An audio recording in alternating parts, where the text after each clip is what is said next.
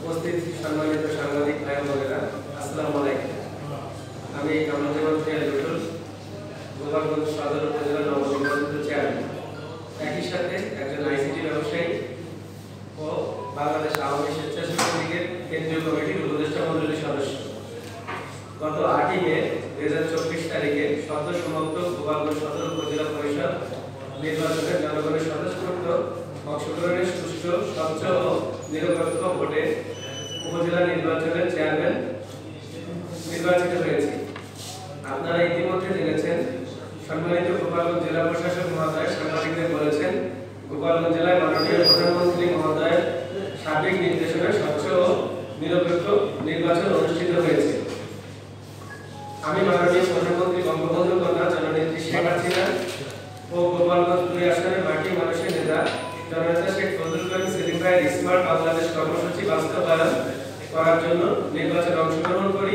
গোপালগঞ্জ সদর উপজেলার সর্বস্তরের মানুষ আমাকে ভালোবেসে তাদের মূল্যবান ভোট দিয়ে জয়যুক্ত করেছেন। এজন্য আমি সদর উপজেলাবাসীর কাছে চিরকৃতজ্ঞ। প্রিয় সাংবাদিক বন্ধুরা, আমি বাংলাদেশ কম্পিউটার সমিতি নির্বাচিত মহাসচিব।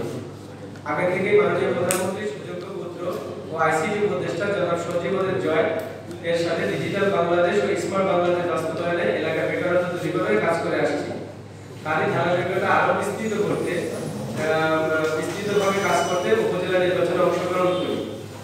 বন্ধুরা, গত 8 মে তারিখে সুষ্ঠু নির্বাচন শেষে 9 মে তারিখে ইউনিয়ন পরিষদের মানুষ আমার গ্রামের বাড়িতে শুভেচ্ছা জানাতে আসে। আমি সারাদিন তাদের সাথেই সময় কাটাই। 10 মে শুক্রবার মাননীয় প্রধানমন্ত্রী টুঙ্গিপাড়ায় যান। আমি ভোর 6টা থেকে বিকাল 4টা পর্যন্ত সেখানে অবস্থান করি।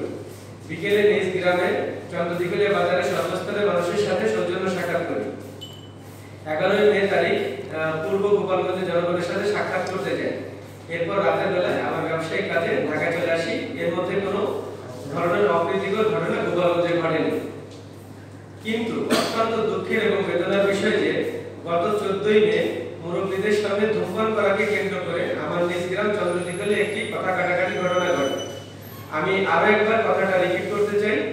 14 মে মুরব্বীদের সামনে ধূমপান করাকে কেন্দ্র করে আমার নিজ গ্রামের চন্দ্রদিঘলে একটি কথা কাটাকাটি ঘটনা ঘটে, যা একটি স্বার্থান্বেষী মহল রাজনৈতিক ফায়দা হাসিল করতে ভিন্ন খাতে প্রভাবিত করার চেষ্টা করে। তারই ধারাবাহিকতায় স্বার্থান্বেষী মহল বিভিন্ন ধরনের মারাত্মক অস্ত্রশস্ত্রে সজ্জিত হয়ে আমার নির্বাচনী অফিসে আক্রমিত হামলা চালায়। সেখানে জাতির জনক বঙ্গবন্ধু শেখ মুজিবুর রহমান, মাননীয় প্রধানমন্ত্রী জননেত্রী শেখ হাসিনা ও জননেতা শেখ ফজলুল করিম সেলিম ভাইয়ের ছবি ছিল। হামলাকারীরা অত্যন্ত নির্দয়ভাবে আমাদের অফিস ভাঙচুর এবং এলোপাতাড়িভাবে গুলি করে। এতে ওসিকুর নামে চন্দ্রদিঘলিয়ার এক সন্তান নিহত হয়।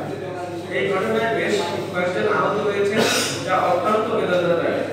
আমি নিহতের রুহে মাগফিরাত কামনা করছি এবং তার শোক সংতপ্ত পরিবারের প্রতি সমবেদনা জ্ঞাপন করছি। একই সাথে আহতদের দ্রুত চিকিৎসা ব্যবস্থা করা এবং সুস্থতা কামনা করছি। আমার এলাকার জনগণ এবং ফেসবুক সহ বিভিন্ন মাধ্যমে জানতে পারি, হামলাকারী সন্ত্রাসী মহল 14 মে তারিখে ঘটনার সাথে আমাকে জড়িয়ে নানা ধরনের কুৎসা রটনা করছে এবং অপপ্রচার চালাচ্ছে। মহান আল্লাহর নামে শপথ করে বলছি, আমি এই কথাটি আবারও রিপিট করতে চাই, মহান আল্লাহর নামে শপথ করে বলছি, আমি উপরোক্ত ঘটনার সাথে কোনোভাবেই সম্পৃক্ত ছিলাম না এবং এখনো নেই। এবং যেহেতু তুচ্ছ ঘটনাকে কেন্দ্র করে আকস্মিক উপরোক্ত ঘটনার সূত্রপাত প্রকৃতপক্ষে ঘটনা ঘটার পরে ফোনে এবং বিভিন্ন মাধ্যমে আমাকে জানানো হয়, ফলে তাৎক্ষণিকভাবে আমি কি কর্তব্য বিমূঢ় হয়ে পড়ি এবং বিভিন্ন ভাবে আমি ফোনে তাদের নিবৃত্ত করার চেষ্টা করি। আমি দৃঢ়তার সাথে এই ন্যাক্কারজনক ঘটনার সাথে যারা জড়িত তাদের চিহ্নিত করে দৃষ্টান্তমূলক শাস্তির ব্যবস্থা দাবি জানাচ্ছি। সাংবাদিক ভাইয়েরা, আমার নির্বাচনের ইস্তিহারের মধ্যে প্রধানমন্ত্রী স্মার্ট বাংলাদেশ গড়া এবং বেকারত্ব দূরীকরণ সহ বেশ কিছু প্রতিশ্রুতি ছিল। আমি সেই প্রতিশ্রুতি বাস্তবায়নে একটি সুস্থ এবং সুন্দর পরিবেশ আশা করছি, কিন্তু একটি স্বার্থান্বেষী মহল আমার কাজের পরিবেশ নষ্ট করার চেষ্টা করছে। জনগণের প্রতি আমার ওয়াদা বাস্তবায়ন করতে মাননীয় প্রধানমন্ত্রী বঙ্গবন্ধু কন্যা শেখ হাসিনা জননেতা শেখ ফজলুল করিম সেলিম ভাইয়ের সদয় হস্তক্ষেপ কামনা করছি। সবশেষে বলতে চাই, আমি একজন শান্তিপ্রিয় মানুষ এবং আমার গোপালগঞ্জের মানুষও শান্তি চায়। আমি তাদের সাথে শান্তিতে বসবাস করতে চাই। আপনাদের সবাইকে ধন্যবাদ জানিয়ে আমি শেষ করছি। জয় বাংলা, জয় বঙ্গবন্ধু। ভাই আপনার হচ্ছে বলছেন যে যারা হামলা করেছে, আপনি মানে কাদেরকে বলছেন? স্বার্থান্বেষী মহলটা আসলে কারা? দলীয় পরিচয় আছে কিনা? দলীয় পরিচয় আছে কিনা? আমাদের গ্রামে আরেকটা আমাদের প্রতিপক্ষ ছিল। আমি আসলে তাদের কথাই বলতে চাচ্ছি। না, তাদের দলীয় পরিচয় কি? তাদের দলীয় পরিচয় আমি মানে যে প্রার্থী যিনি ছিলেন তিনি হচ্ছেন আপনার জেলা আওয়ামী লীগের সদস্য এবং আপনার উপজেলা চেয়ারম্যান প্রার্থী ছিলেন। তিনি কি হ্যালো ভাই, আমি মুক্ত খবরের কাজ করি। তো এখানে ওসিকুল বলছেন, ওসিকুল নামে সন্তান মারা গেছে, এর বয়স কত? ওসিকুলের বয়স 25 বা 26 বছর হবে। ওসিকুল কোনো রাজনৈতিক দলের সাথে যুক্ত ছিল? না, উনি একজন চা ব্যবসায়ী ছিলেন। চা ব্যবসায়ী। আমি যমুনা টিভি সাংবাদিক, আমার নাম রাজু। আপনার সংবাদ সম্মেলনে যে রাইটারটা সেটা আমি পুরোটাই পড়েছি, আপনার সঙ্গে শুনলাম। আমি তো নির্বাচিত, এখন উপজেলা চেয়ারম্যান নির্বাচিত। জি। আইন শৃঙ্খলা বাহিনী বা প্রশাসন তারা কি আপনার সাথে নেই যে আপনাকে সংবাদ সম্মেলন করতে হচ্ছে? সেটা মানে বিষয়টা কেমন না? না, আইন শৃঙ্খলা বাহিনী কিন্তু আমাদের সাথে আছে। আপনি দেখেছেন যে আমাদের ওই ঘটনাটা আপনারা যখন নির্বাচন হয়, নির্বাচনের সময় কিন্তু আমাদের এখানে সম্পূর্ণ সুষ্ঠু পরিবেশ ছিল। তো এবং আমি যতদিন বাড়ি ছিলাম ততদিন পর্যন্ত সুষ্ঠু পরিবেশ ছিল, কিন্তু নির্বাচনে আমরা চলে আসার পর আপনি জানেন যে আমি একজন ব্যবসায়ী। আমি ঢাকায় আসার পরে আপনারা একেবারে সম্পূর্ণ মানে একটা সিগারেট খাওয়া যে গন্ডগোলটা হয়, একজন মুরব্বীর সামনে সিগারেট খেয়ে, আমি যতটুকু শুনতে পেরেছি, মুরব্বীর সামনে সিগারেট খেয়ে মানে ধোঁয়াটা তার মুখের দিকে ফেলতেছিল, এটা নিয়ে ধাক্কাধাক্কি হয়। তো এটাই আসলে মানে ঘটনার মূল কারণ। এখানে মানে যে প্রশাসন তো আসলে ওই সময় তো প্রশাসন ছিল না, এবং প্রশাসন যখন যায় তখন কিন্তু তারা সাংঘাতিকভাবে হ্যান্ডেল করেছে। তার ভিতরেই কিন্তু ঘটনাটা ঘটে গেছে, প্রশাসন যাওয়ার আগেই কিন্তু ঘটনাটা ঘটে গেছে। আপনারা দেখেছেন যে যখনই এই ঘটনাটা ঘটে, আমি একটু বলতে চাই যে এই ঘটনা ঘটার পরে একজন ভাইকে ঘোষণা দেয় যে আমাদের ছেলেদের অমুক রাজনৈতিক দলের লোক মারছে, তোমরা তাড়াতাড়ি চলে আসো। তাই এতে আসলে প্রচন্ড উস্কানি শুরু হয়, এবং ওনাদের সাথে আরো কিছু লোক যারা আমাদের বিপক্ষে ছিল এবং যারা আমাকে বিপদে ফেলতে চায়, তারা সাথে সাথে ছুটে আসে। ছুটে এসে আমার যে নির্বাচনী অফিস ছিল, আমি কিছু ছবি দিয়েছি, আপনাদের দেখতে পাবেন, অফিসটা ভাঙচুর করে এবং ওইখানে গুলিগুলা করে ওরা। এবং ওই গুলিতে আমার ধারণা যে ওইখানে কোনো অ্যাক্সিডেন্ট হয়। এই ঘটনার পরে আইনগত ব্যবস্থা কি হয়েছে জানতে চাচ্ছি। আইনগত ব্যবস্থা আসলে আমরা এখনো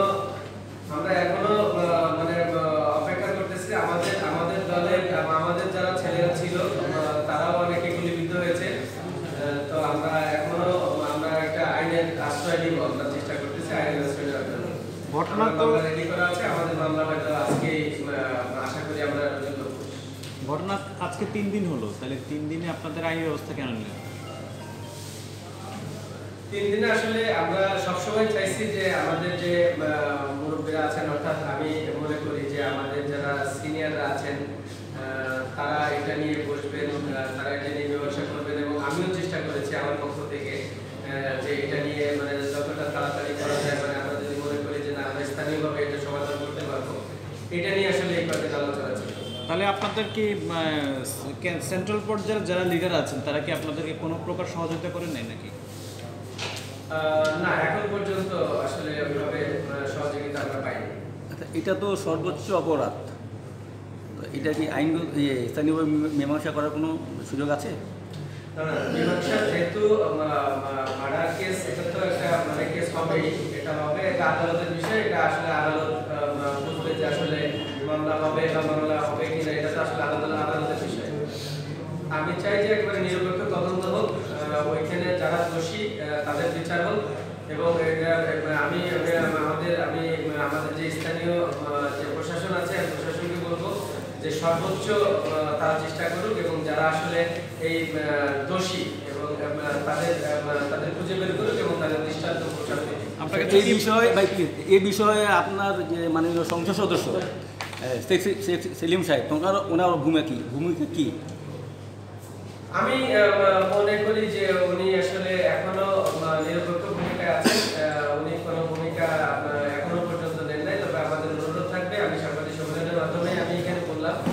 আমাদের জননেত্রী শেখ হাসিনা এবং জননেতা শেখ মুজিবুর রহমান সেলিম ভাইয়ের হস্তক্ষেপ কামনা করি।